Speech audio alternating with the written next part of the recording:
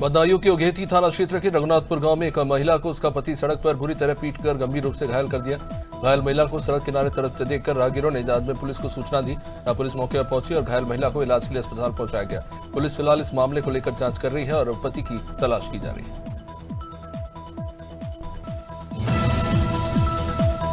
बुरहानपुर के राजघाट रोड स्थित अग्रवाल भवन के पास महाजनपेट निवासी योगेश शराब के नशे में धुत पड़ा था। शुक्रवार दोपहर से वो बेहोश था और शनिवार दोपहर उसकी तबीयत अचानक बिगड़ गई। मौके पर मौजूद लोगों ने एम्बुलेंस से सूचना दी, लेकिन घंटों इंतजार के बाद भी मदद नहीं मिली। देर शाम योगेश ने दम तोड़ दिया।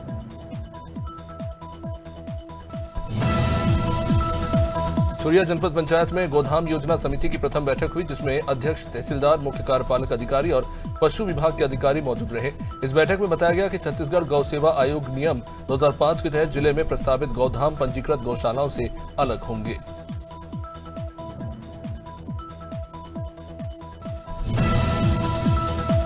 दमोह के पटेरा ब्लॉक में सतरिया गांव में शराबबंदी उल्लंघन के मामले में 19 साल के युवक के साथ दबंगों ने दुर्व्यवहार किया। गांव वालों ने उससे सार्वजनिक रूप से पैर धुलवाए तो वही पानी पीने के लिए मजबूर किया। युवक पर अवैध शराब बिक्री का आरोप लगा था। घटना का एक वीडियो भी सोशल मीडिया पर वायरल हो रहा है।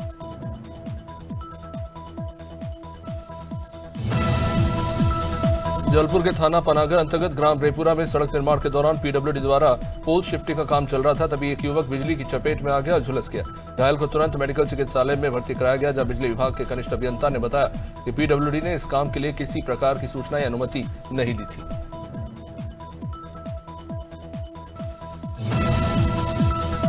खंडवा के द्वितीय अपर सत्र न्यायाधीश अनिल चौधरी की अदालत ने आरोपी चंपालाल को भारतीय दंड संहिता के तहत फांसी की सजा सुनाई है।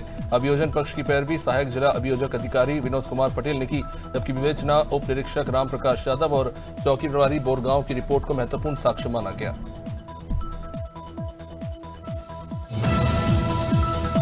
मसूरी के माल रोड पर रविवार सुबह फिश एक्वेरियम के पास एक विशालकाय पेड़ अचानक गिर गया।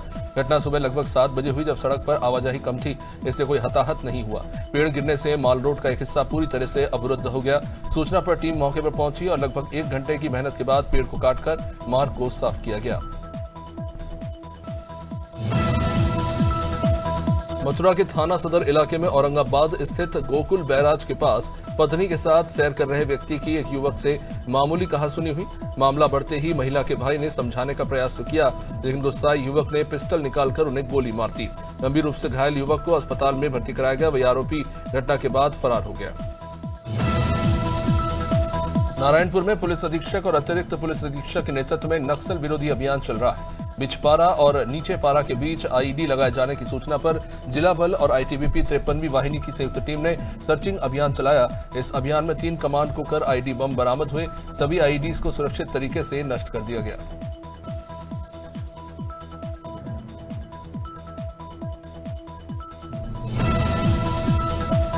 नर्मदापुरम पुलिस ने शहर में हुई चेन स्नैचिंग के मामले में बड़ी सफलता हासिल की। कोतवाली और देहात थाना क्षेत्र में हुई 2 अलग अलग घटनाओं के आरोपी को पुलिस ने भोपाल से गिरफ्तार किया। पुलिस ने मिसरोद और मंडीदीप के बीच घेराबंदी कर आरोपी को पकड़ा। एसडीओपी जितेंद्र पाठक ने बताया कि पूछताछ जारी है और अन्य वारदातों के खुलासे की उम्मीद है।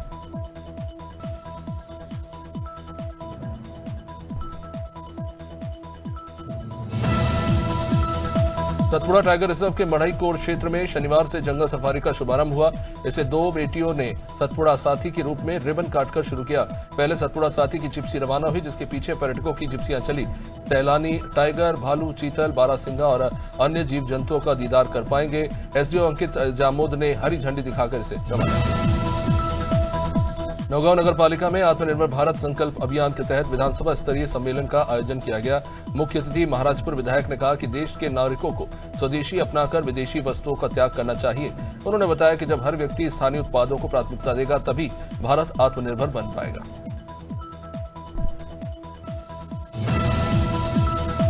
छतरपुर के नौगांव थाना क्षेत्र में करवा चौथ के दिन घर आए सीआरपीएफ जवान गौरव सिंह राठौर की करंट लगने से मौत हो गई। 15 दिन की छुट्टी पर आए गौरव की अचानक हुई इस दर्दनाक घटना से परिवार वालों में शोक का माहौल है। शव को फिलहाल पोस्टमार्टम के लिए भेजा गया है। नौगांव उप स्वास्थ्य केंद्र में भेजा गया, जहां बटालियन को इसकी सूचना बाद में दी गई।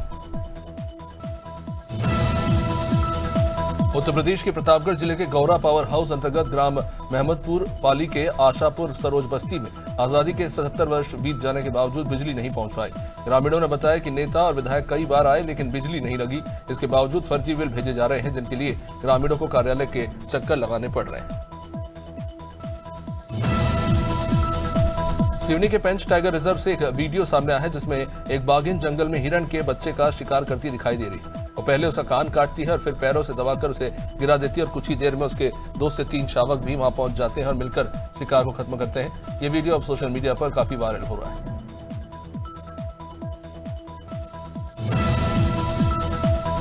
सिद्धार्थनगर के बांसी स्थित एसके मैरिज हॉल में काशीराम के परिनिर्वाण दिवस के कार्यक्रम में आपत्तिजनक नारे लगने का एक वीडियो वायरल हो रहा है। कार्यक्रम में मुख्य अतिथि सपा नेता नवल किशोर शाक्य ने मंच से नारा लगवाया। वीडियो में पिछड़ा, दलित और अल्पसंख्यक गठजोड़ का हवाला देते हुए श्री राम को लेकर कुछ विवादित टिप्पणियां की गई। इससे बहुसंख्यक समाज में आक्रोश फैला हुआ है। सीहोर में गणेश मंदिर रोड स्थित धर्मेंद्र कुशवाहा नाम के युवक ने फांसी लगाकर आत्महत्या कर ली। प्रारंभिक जानकारी के मुताबिक करवा चौथ के दिन धर्मेंद्र की पत्नी अपने 2 बच्चों को लेकर किसी अन्य व्यक्ति के साथ चली गई थी। अचानक पत्नी और बच्चों के चले जाने से युवक सदमे में था, जब पुलिस ने मर्ग कायम कर इस मामले को लेकर जांच शुरू कर दी। सिमरिया में विजयादशमी पर्व पर राष्ट्रीय स्वयंसेवक संघ का पथ संचलन निकाला गया। हायर सेकेंडरी प्रांगण से शुरू होकर नगर के विभिन्न मार्गों से होकर ये गुजरा और स्वयंसेवक पूर्ण गणवेश में कदमताल करते नजर आए। जगह जगह फूल बरसाकर नागरिकों ने स्वागत किया। आरएसएस इस विजयादशमी पर अपना शताब्दी वर्ष मना रहा है।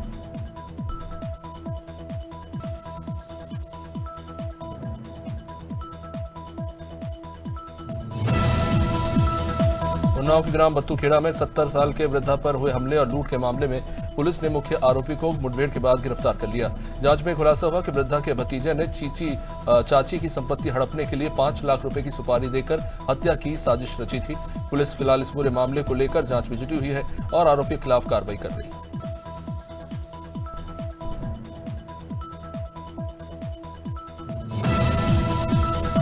सूरत के उधना रेलवे स्टेशन पर दिवाली, छठ पूजा और बिहार चुनाव के चलते भारी भीड़ उमड़ी। उत्तर प्रदेश और बिहार से अपने गृहनगर जा रहे हजारों यात्रियों की वजह से प्लेटफॉर्म पर जगह तक नहीं बची। ट्रेनों में सीट पाने के लिए यात्री आपस में ही धक्का मुक्की करते नजर आ रहे हैं। इससे बच्चों और बुजुर्गों को खासी परेशानी का सामना करना पड़ रहा है।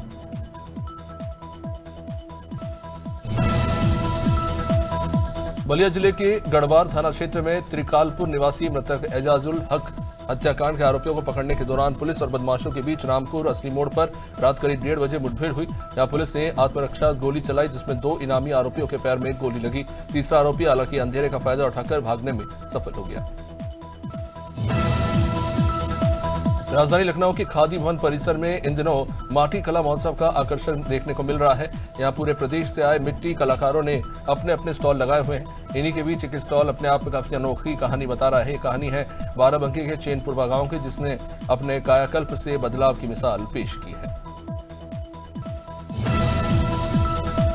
दिवाली से पहले उन्नाव के अब्बासपुर पटाखा बाजार में जिला प्रशासन ने सुरक्षा मानकों की सख्त जांच की। एसडीएम क्षितिज द्विवेदी, सीओ दीपक यादव और मुख्य अग्निशमन अधिकारी अनूप सिंह के नेतृत्व में छापेमारी के दौरान सभी दुकानों के लाइसेंस, एनओसीज और अग्निशमन उपकरणों की स्थिति को लेकर जांच की गई। कई दुकानों पर नियमों का सीधे तौर पर उल्लंघन देखने को मिला। उन्नाव की नवीन मंडी में मुख्यमंत्री योगी आदित्यनाथ के सख्त निर्देशों के बावजूद अतिक्रमण बरकरार है। किसानों की सुविधा के लिए बनी यह मंडी आज भी अवैध कब्जाधारियों के कब्जे में है। ठेकेदारों और स्थानीय दबंगों ने यहां पर गोदाम, ढाबे और अस्थायी दुकानें खोल रखी हैं। इससे किसानों को अपनी उपज बेचने के लिए जगह नहीं मिल पा रही। सीतापुर में मिशन शक्ति अभियान फेज 5 के तहत सशक्तिकरण के लिए दौड़ का आयोजन किया गया। इस पहल का उद्देश्य महिला सुरक्षा, सम्मान और आत्मनिर्भरता के प्रति जागरूकता फैलाना था। अपर पुलिस अधीक्षक ने तरनताल से हरी झंडी दिखाकर इस दौड़ की शुरुआत की। ये दौड़ SP office, Lalbagh, jail road होते हुए रिजर्व पुलिस लाइन्स ग्राउंड में समाप्त हुई। स्वच्छ भारत मिशन के तहत बैरसिया नगर पालिका द्वारा स्वच्छ जोड़ी अभियान की शुरुआत की गई। विधायक विष्णु खत्री, महापौर मालती राय और नगर पालिका अध्यक्ष तनुश्री राठौड़ ने नगर में झाड़ू लगाकर स्वच्छता का संदेश दिया। नगर पालिका अध्यक्ष तनुश्री राठौड़ ने कहा कि पीएम मोदी के स्वच्छ भारत के सपने को साकार करने के लिए सफाई अभियान चलाया गया है। ऐतिहासिक नगरी चंदेरी में केंद्रीय मंत्री ज्योतिराज सिंधिया ने फतेहाबाद स्थित 3311 केवी विद्युत उपकेंद्र का भूमि पूजन किया। इस अवसर पर भाजपा जिला अध्यक्ष, विधायक सहित बड़ी संख्या में कार्यकर्ता और ग्रामीण उपस्थित रहे। इस उपकेंद्र के निर्माण से क्षेत्र के किसानों, व्यापारियों और आम लोगों को भरपूर और निर्बाध बिजली आपूर्ति मिलेगी।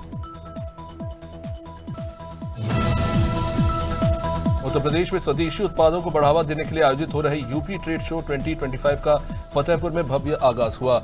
आरटीआई मैदान में आयोजित इस 10 दिवसीय मेले का उद्घाटन कैबिनेट मंत्री राकेश सचान और समाज कल्याण मंत्री असीम अरुण ने फीता काटकर किया।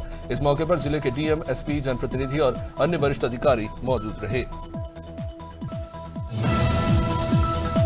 लखनऊ में 11वीं की छात्रा से दुष्कर्म के मामले में पुलिस ने बड़ी कार्रवाई की है। मंथरा थाना पुलिस और सर्विलांस टीम ने हैरौनी पावर स्टेशन के पास मुठभेड़ के दौरान आरोपियों को गिरफ्तार कर लिया। आपको बता दें कि आरोपी ने अपने साथियों के साथ पुलिस पर फायरिंग की थी, जिसके बाद जवाबी कार्रवाई में वो घायल हो गया।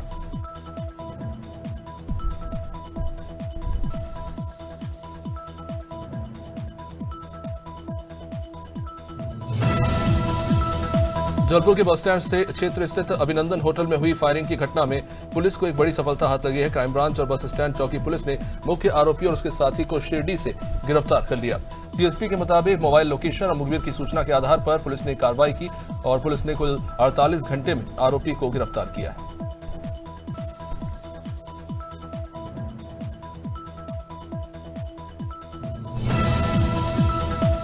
प्रवर्तन निदेशालय ने रिलायंस पावर लिमिटेड के chief financial officer Ashok Kumar Pal को गिरफ्तार कर लिया है।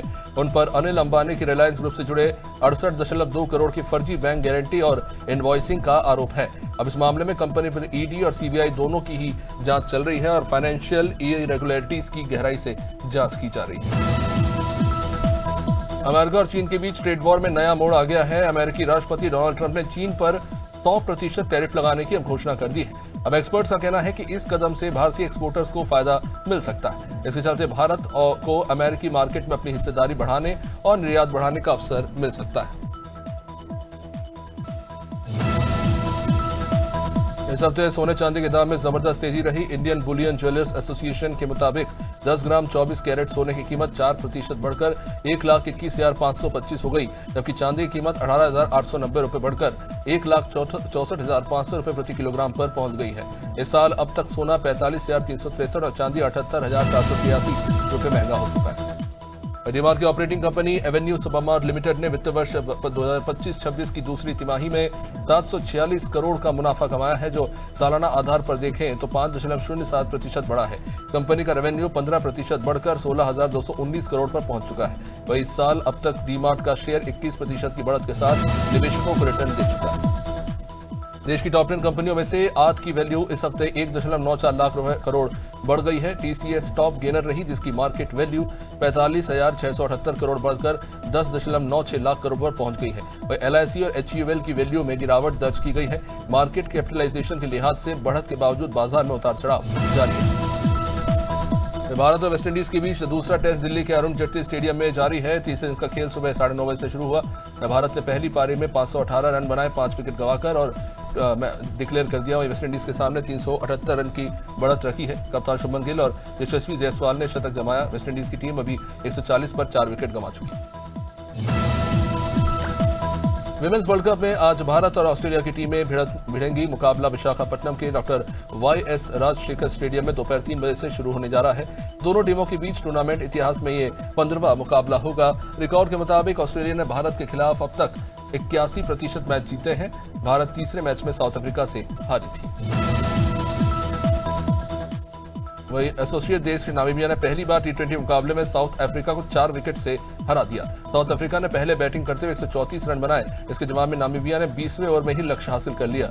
ट्रिपलमैन ने 3 विकेट झटके, जबकि ग्रीन ने आखिरी ओवर में 11 रन बनाते हुए विनिंग बाउंड्री लगाई। ये जीत नामीबिया क्रिकेट के इतिहास की सबसे बड़ी जीत है।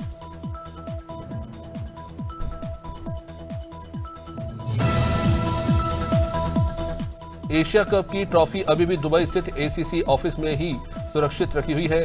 एशियन क्रिकेट काउंसिल के चेयरमैन मोहसिन नकवी ने अपने स्टाफ को निर्देश दिए हैं कि उनकी इजाजत और मौजूदगी के बिना ट्रॉफी न हटाई जाए और न सौंपी जाए। नकवी का ये भी कहना है कि भारत को ट्रॉफी उन्हीं से लेनी होगी।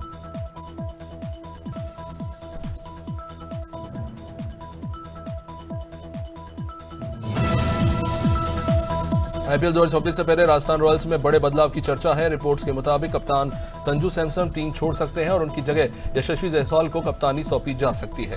बताया जा रहा है कि सैमसन ने फ्रेंचाइजी को खुद टीम छोड़ने की इच्छा जताई है। वहीं चेन्नई सुपर किंग्स समेत 3 टीमें उन्हें खरीदने में दिलचस्पी दिखा रही हैं। 17वें फिल्म फेयर अवार्ड्स 2025 की शुरुआत धमाकेदार रही, जिसे 17 साल बाद शाहरुख खान ने होस्ट किया। अहमदाबाद में आयोजित इस ग्रैंड इवेंट में स्टार्स की शानदार परफॉर्मेंस ने माहौल को खुशनुमा बना दिया। अवार्ड्स की लिस्ट सामने आने लगी है, जिसमें फिल्म मुंजिया ने बेस्ट वीएफएक्स का अवार्ड जीता, जबकि राघव जुएल की किल को बेस्ट एडिटिंग का सम्मान मिला। उषा कपिला ने अपने लेटेस्ट फोटोशूट से इंटरनेट का तापमान बढ़ा दिया है। उन्होंने अपने इंस्टाग्राम पर 10 सिजलिंग तस्वीरें शेयर की, जिनमें उनका ग्लैमरस अंदाज देखने को मिल रहा है। हालांकि कुछ नेटिजन्स ने उनकी तुलना करीना कपूर से करते हुए कहा कि वो उनकी कॉपी कर रही हैं, तो वही फैंस उषा के कॉन्फिडेंस और स्टाइल की जमकर तारीफ कर रहे हैं। मानहानि केस पर आईआरएस अधिकारी समीर वानखेड़े का बयान सुर्खियों में है। उन्होंने कहा कि जो लोग राष्ट्र की सेवा में लगे हैं उनका ही मजाक उड़ाना शर्मनाक है। अगर ऐसा ही होता रहा तो कौन राष्ट्र के लिए लड़ेगा। वानखेड़े ने web series the bads of Bollywood के खिलाफ दिल्ली हाईकोर्ट में 2 करोड़ की मानहानि का दावा दाखिल किया था।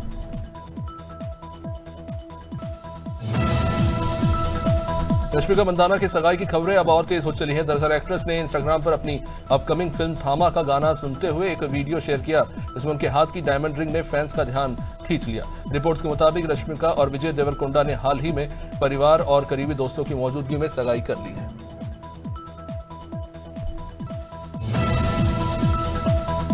ऋषभ शेट्टी की फिल्म कांतारा चैप्टर 1 ने बॉक्स ऑफिस पर तहलका मचा दिया है।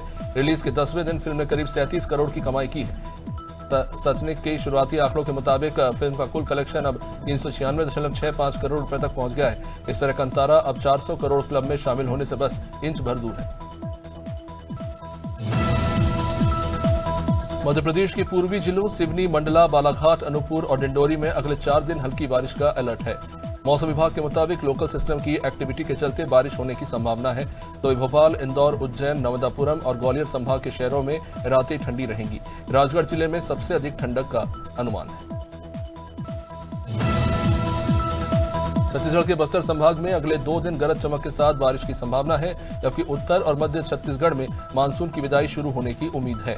मौसम विभाग के मुताबिक उत्तरी छत्तीसगढ़ से दक्षिण पश्चिम मानसून के चले जाने के लिए परिस्थितियां अनुकूल है। राजधानी रायपुर में हल्की ठंड का एहसास अब होने लगा है।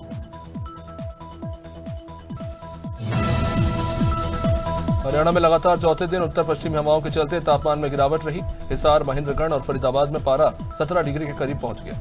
मौसम विभाग के मुताबिक दोपहर में 15 किलोमीटर प्रति घंटे की रफ्तार से हवाएं चल सकती हैं। इससे अधिकतम तापमान सामान्य से 1 से 2 डिग्री कम रहेगा। दिन में धूप रहने से हल्की गर्मी का अनुभव हो सकता है, जबकि रातें ठंडी रहेंगी। हिमाचल प्रदेश में अगले 1 हफ्ते तक मौसम साफ रहेगा और 17 अक्टूबर तक बारिश की कोई संभावना नहीं है। मौसम विभाग के मुताबिक अच्छी धूप के चलते तापमान में 2 से 4 डिग्री सेल्सियस तक की बढ़ोतरी होने की संभावना है। बीते सप्ताह हुए बारिश और बर्फबारी के बाद प्रदेश में ठंड बढ़ गई थी। केलांग और कुकमसेरी में रात का तापमान अभी भी 0 से नीचे बना हुआ है।